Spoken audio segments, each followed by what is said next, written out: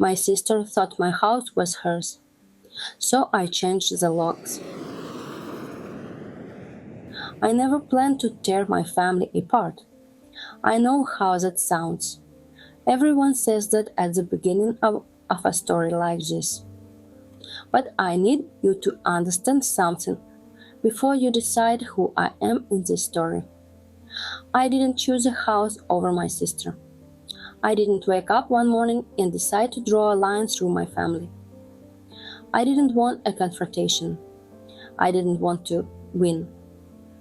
What I wanted was to keep a promise I made to myself when I was 12 years old.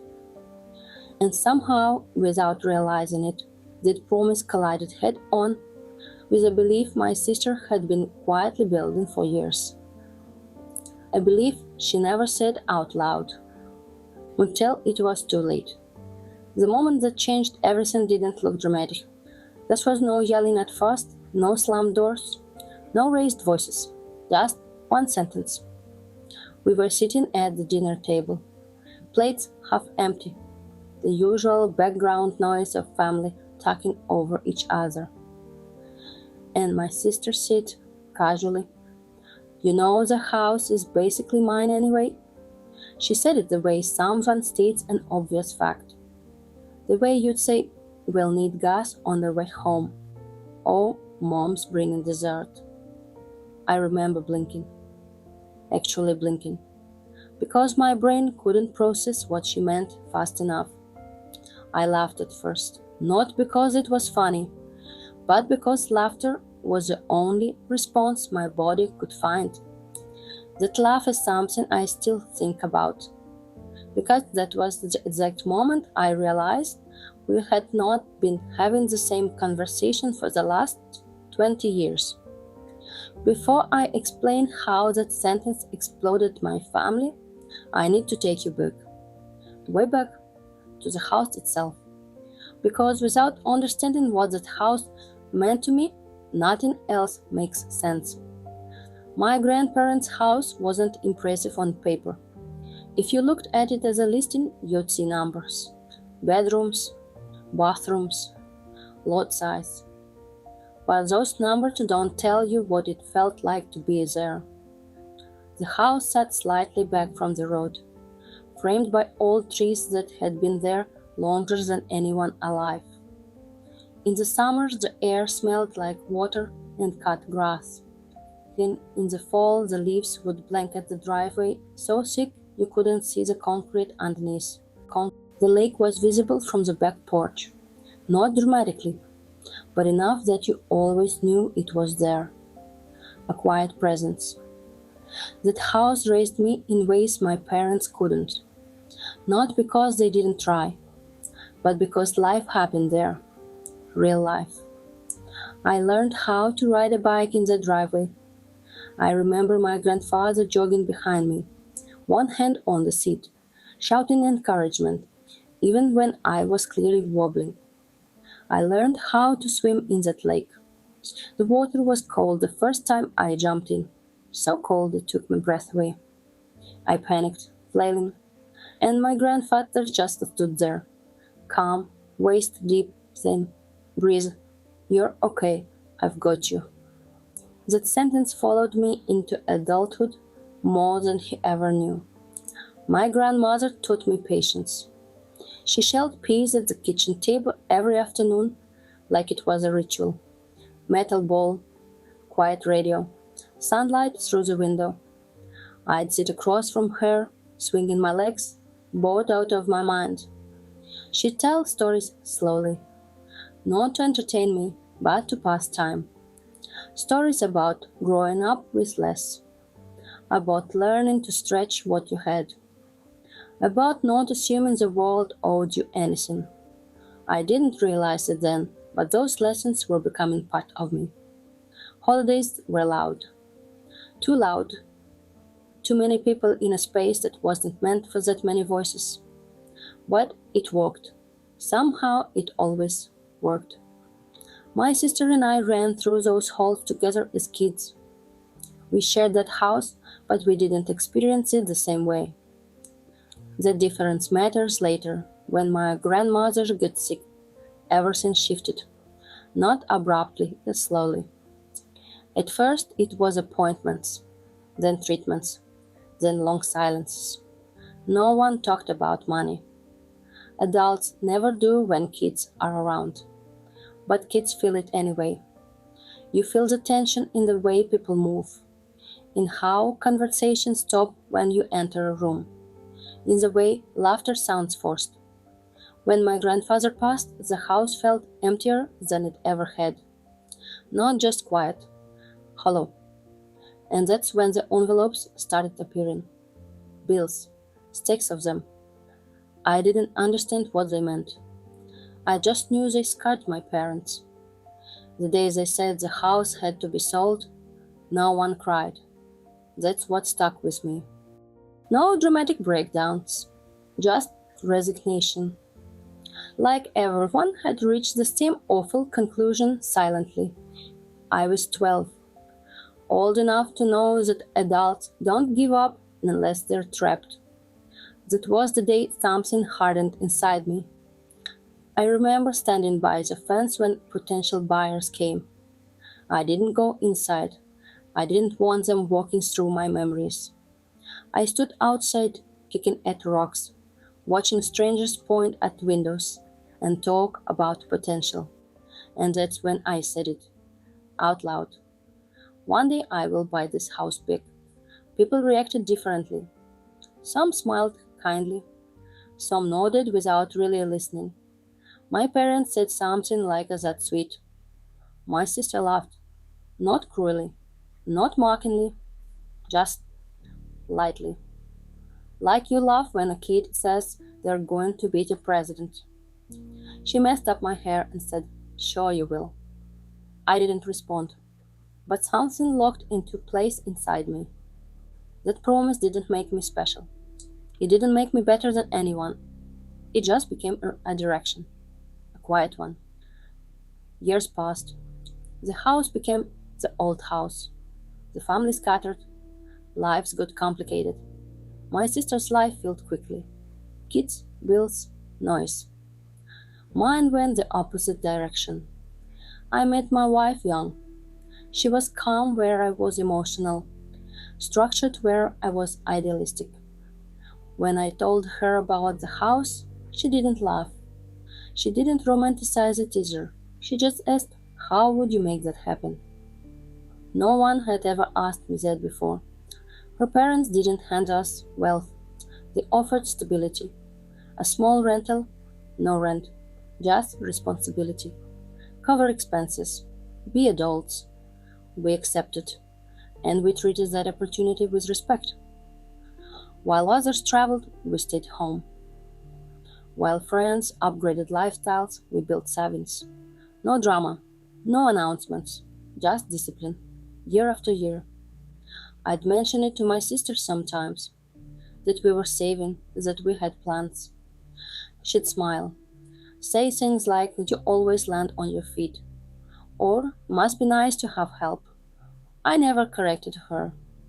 I never said we're sacrificing. I never said this is work. That silence let something grow. Because while I thought I was building toward my promise, my sister was building an expectation, an unspoken one, and neither of us realized it yet. The house would come back on the market. But before that happened, before any locks were changed, before any lines were drawn, the story had already been set in motion, and we were heading toward a collision we didn't see coming. Before the house ever came back on the market, before money, before contracts, before locks, there was something else growing quietly between my sister and me. Comparison. It didn't arrive loudly, it didn't announce itself. It crept in slowly, disguised as jokes, comments, and casual observations. And because it never looked like conflict, I ignored it. After my grandparents' house was sold, life split into two very different directions. My sister's life filled up fast. Marriage, kids, school schedules. Birthday parties, noise.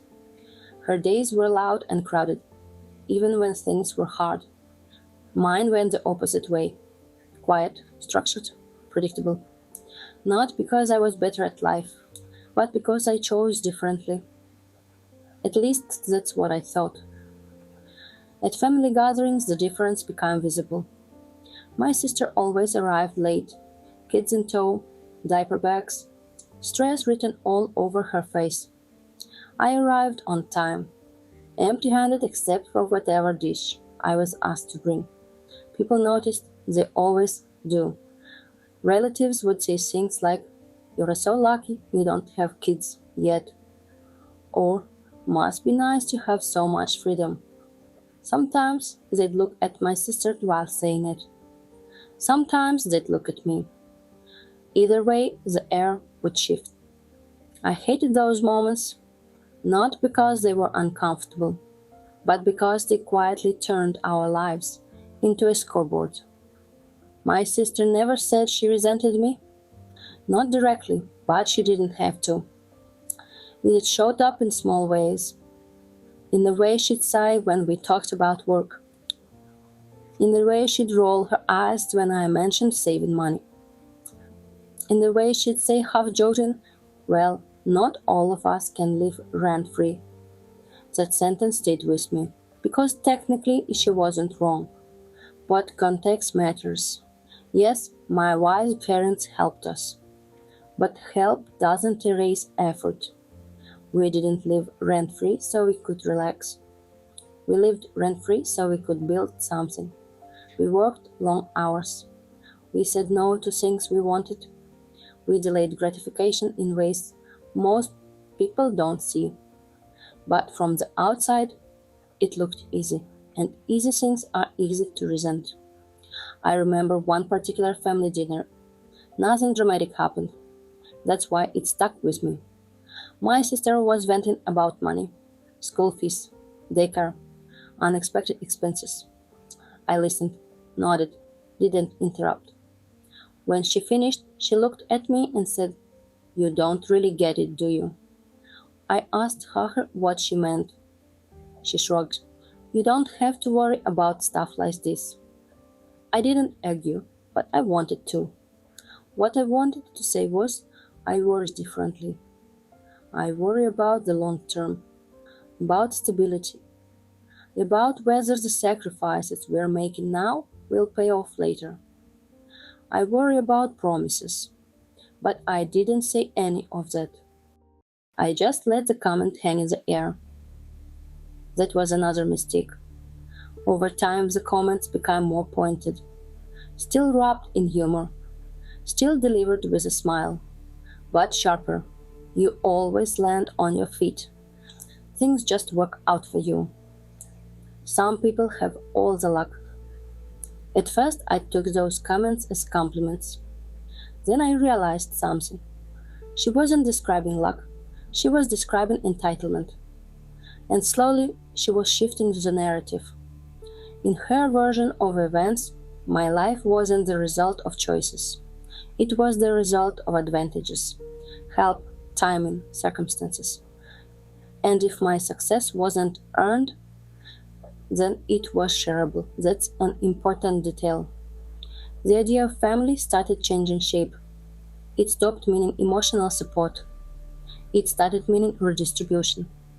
If one person had more, they should give. Not because they wanted to, but because they owed it. I didn't see this clearly at the time. I was too busy focusing on the goal, the house, the promise. I didn't realize that while I was looking forward, my sister was looking sideways at me. The first time the house came up again, it was casual. A comment at a barbecue. Someone mentioned how expensive lakefront property had become. My sister laughed and said, "Well, if that old house ever comes back, at least it'll stay in the family." I nodded, agreed, because to me, in the family meant ownership. To her, it meant access. Neither of us clarified that silence mattered. After that, she started saying things like, Can you imagine the kids growing up there? Or it would be perfect for family holidays again. I thought she was reminiscing. I thought she was being nostalgic.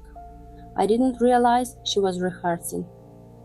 Looking back, there were warning signs everywhere. But when you love someone, you don't read their words like a contract. You assume goodwill. You assume shared understanding. I assumed wrong. When my wife and I talked privately, she noticed things I didn't. She talks like it's already hers, my wife said once. I brushed it off. She's just talking. She doesn't mean it like that. I wish I'd listened more closely. Because by the time the house actually came back on the market, my sister's expectations were already fully formed. She didn't see herself as someone asking for help. She saw herself as someone waiting for what was fair. And fairness in her mind meant balance. Kids versus no kids. Struggle versus stability. Chaos versus calm. The house wasn't a reward. It was a correction. A way for the universe to even things out. At least that's how she saw it. Meanwhile, I was still living in my version of the story. The one where discipline matters. Where promises matter. Where dreams don't automatically become communal property. I didn't realize those two stories were on a collision course. But they were. And when the house finally reappeared, it wouldn't just test our relationship. It would force us to confront everything we'd never said out loud. The email arrived on a random Tuesday morning. No warning, no build-up, just a subject line that made my hands freeze over the keyboard. The address. I stared at it longer than I wanted to admit, just to be sure I wasn't imagining it. Some street, same number, the house. For a few seconds, I didn't feel anything. No excitement, no panic, just stillness.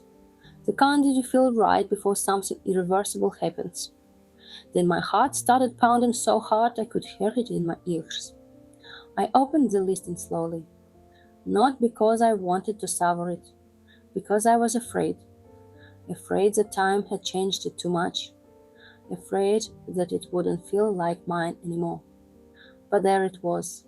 6 bedrooms, lakefront, guest house, photos taken in the wrong light, at the wrong angles. But still, mine recognized everything. The curve of the driveway, the line of trees along the water, the way the back porch faced west. I leaned back in my chair and laughed, a quiet laugh. I had waited almost 20 years for this moment. And suddenly, it was real.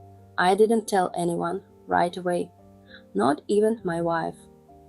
I needed a minute to breathe inside the feeling before sharing it.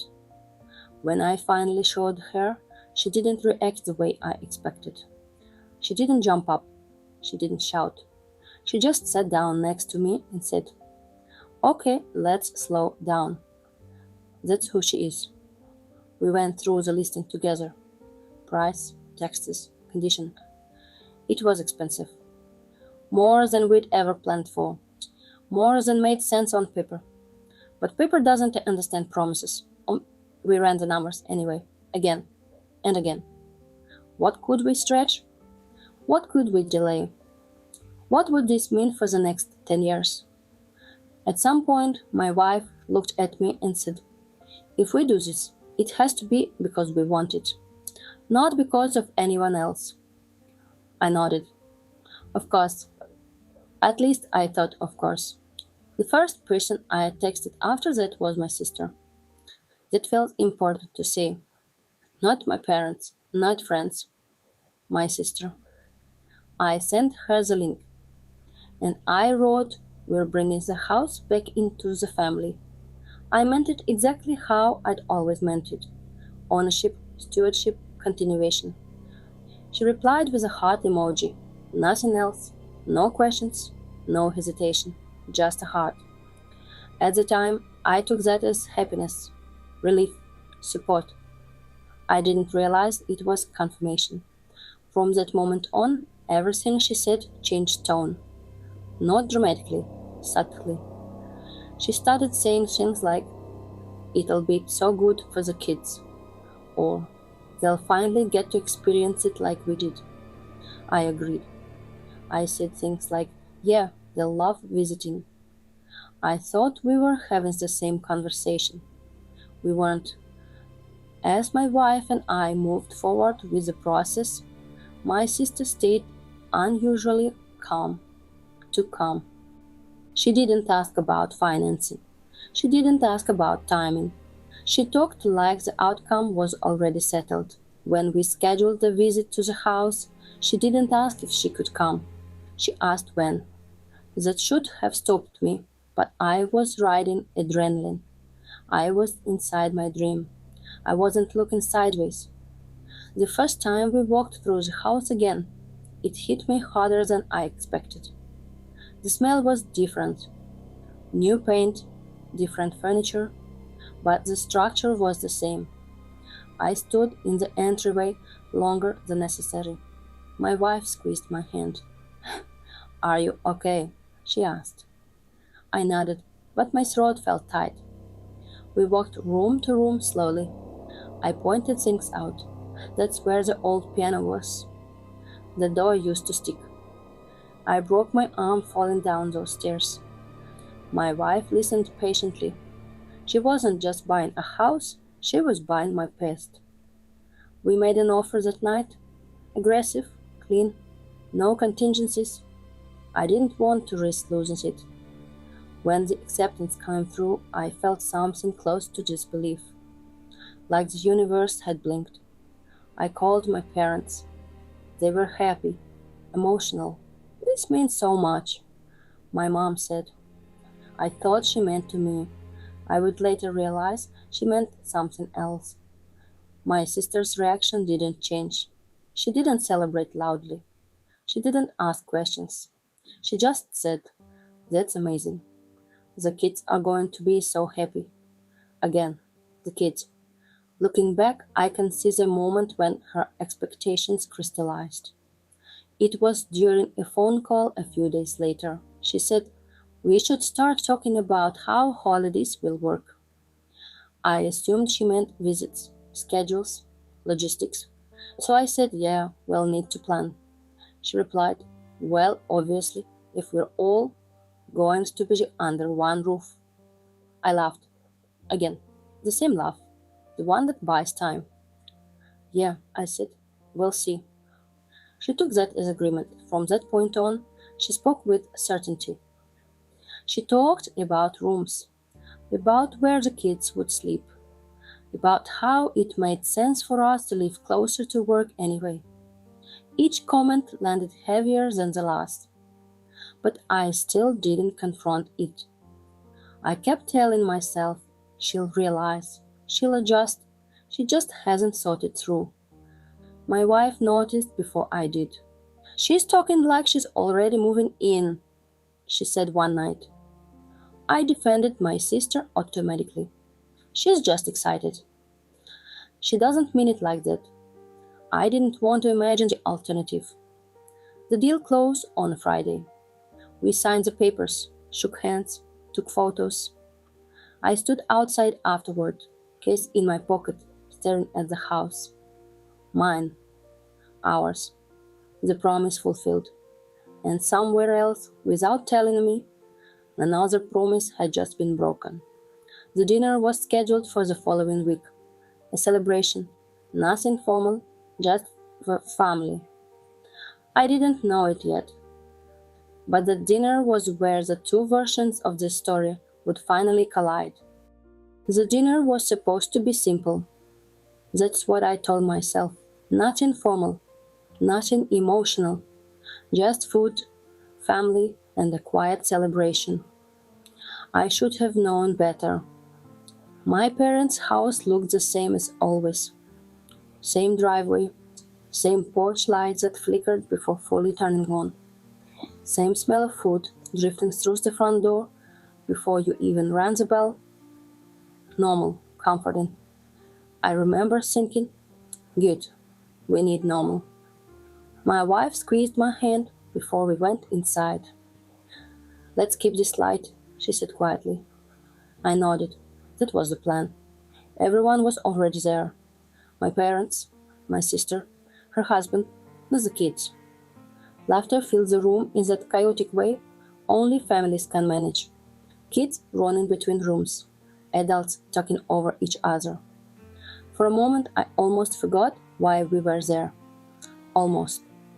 Dinner started smoothly.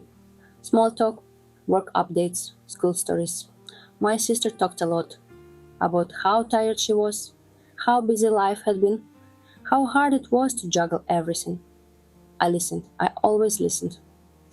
At some point, my mother in law leaned over and said, if you need help with the dogs while you move, I can take them for a few days. It was a casual offer, kind, practical, and then the air changed.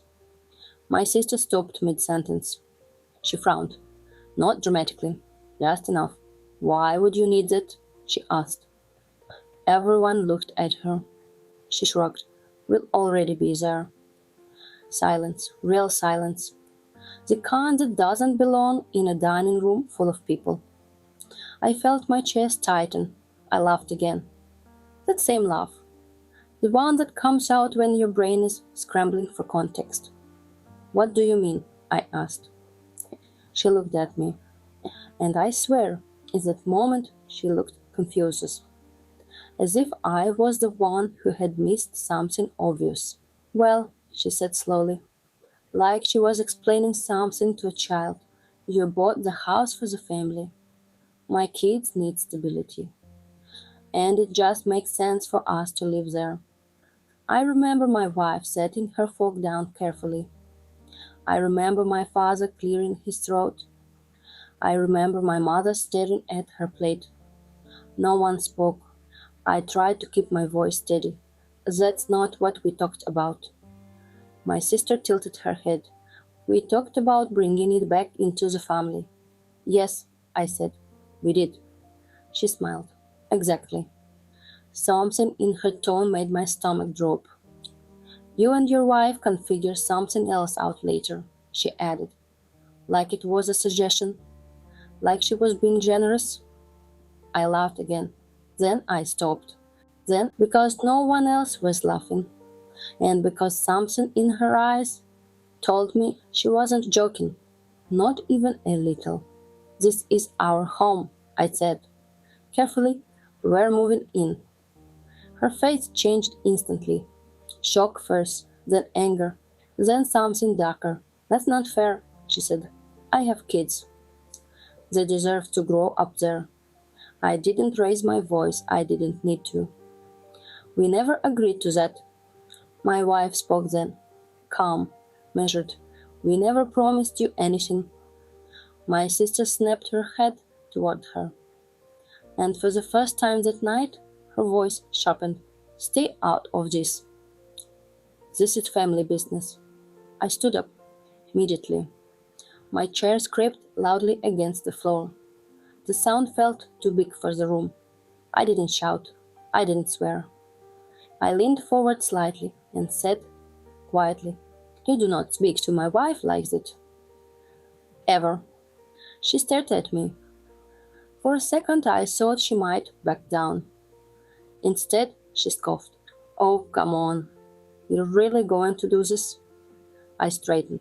Yes, I said. If you talk to her like that again, we're done. No one said anything. Not my parents. Not her husband. Not even the kids. It was like time had paused around us. I picked up my jacket. My wife stood with me. We didn't rush. We didn't explain. We just left. The drive home was quiet. Too quiet. My wife stared out the window. I kept my hands tight on the steering wheel. I didn't know she saw that, I said finally.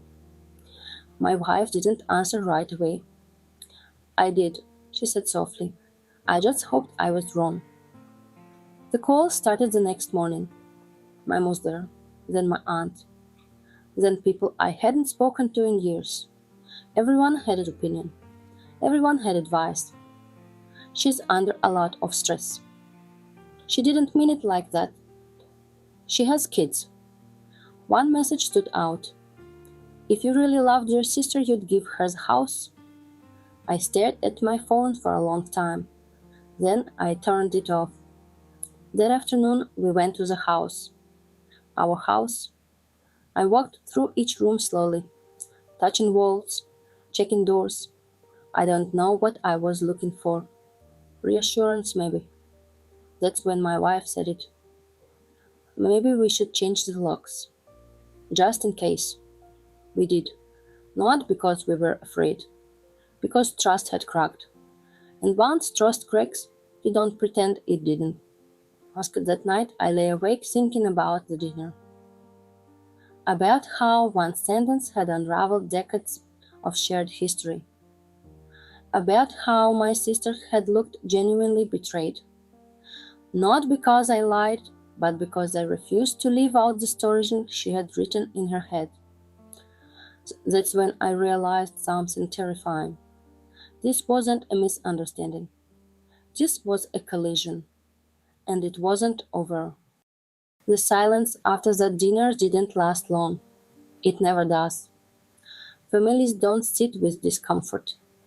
They rush to smooth it over, to explain it away, to decide who needs to bend so everyone else can breathe again. And almost immediately, it was clear who they expected that to be. The first call came from my mother. Her voice sounded tired, not angry, not accusing, just disappointed. I don't understand why this had to become so dramatic, she said. That word stayed with me. Dramatic. As if the problem wasn't entitlement, as if the problem was tone. I tried to explain, slowly, carefully. I said we never promised anything, that there was never an agreement, that my sister had assumed something we never discussed. My mother sighed. I just thought you'd be more understanding, she said. Understanding of what? That question burned in my throat. Then the messages started, from relatives I barely spoke to anymore. People who knew the story only through fragments, through emotion, through my sister's version. She's struggling. She's always had it harder than you. You don't need that much space. One message said, family doesn't let family struggle when they can help. I read it 3 times, then once more, because something about it felt wrong. Helping is a choice. Being forced is something else entirely. But try explaining that to a family that's already decided who has more. My sister didn't contact me directly at first. She didn't need to. She let the pressure build.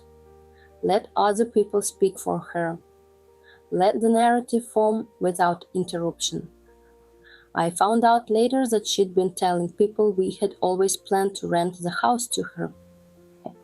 That it was the original understanding, that we changed our minds.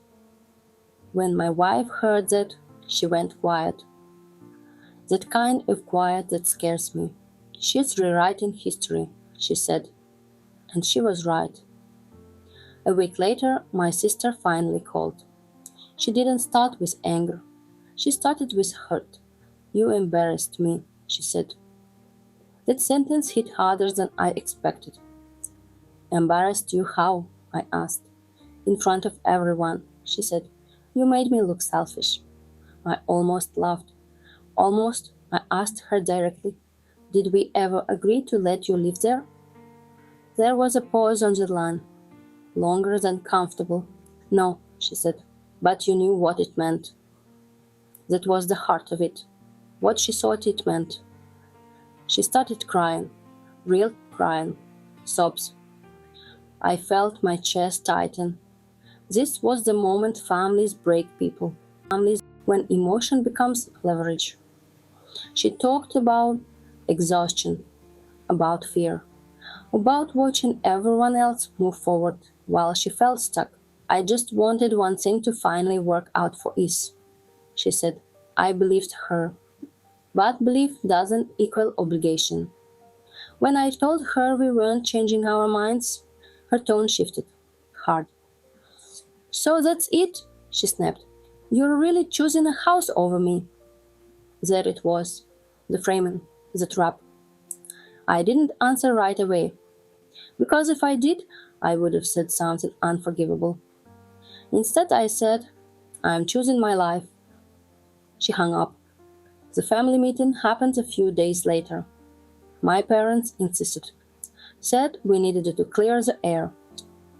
I agreed, not because I thought it would fix anything, but because I wanted the truth spoken out loud. We met at my parents' house. Everyone was tense. My sister sat with her arms crossed.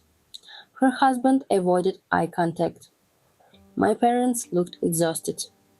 I brought receipts, not metaphorical ones, actual messages.